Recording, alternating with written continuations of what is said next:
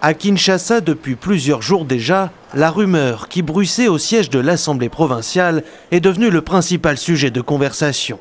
Certains élus monnaieraient leur voix, celles qui permettront d'élire gouverneurs et sénateurs en mars prochain.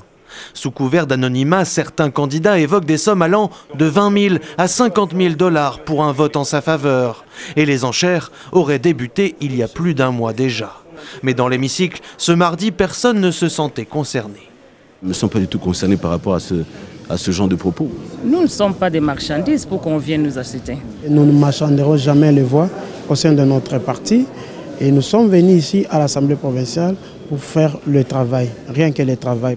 Dans les couloirs, personne non plus pour témoigner du scandale. Tout au plus, nous confirme-t-on au secrétariat de l'Assemblée des échanges entre sénateurs et députés provinciaux. 2 candidats sénateurs sont passés ici. Monsieur, j'ai besoin du répertoire ou du numéro de téléphone des députés X ou des députés Y. Comment je peux faire? Je jette un coup d'œil dans le répertoire, je note le numéro et je lui remets. L'entretien, c'est en dehors de moi. Alors, pour devenir gouverneur ou sénateur, faut-il être meilleur corrupteur que son voisin? C'est la question explosive que posent 2 candidats qui ont décidé de briser le tabou.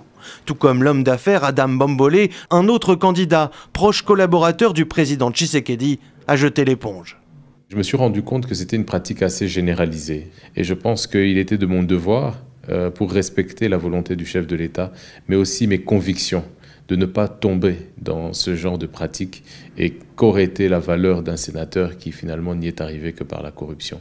Finalement, dans cette affaire, le seul sénateur qu'on ne pourra pas soupçonner, c'est Joseph Kabila. À la différence de ses pairs, c'est la Constitution qui lui octroie, en tant qu'ex-président de la nation, le statut de sénateur à vie, le tout premier dans l'histoire de la RDC.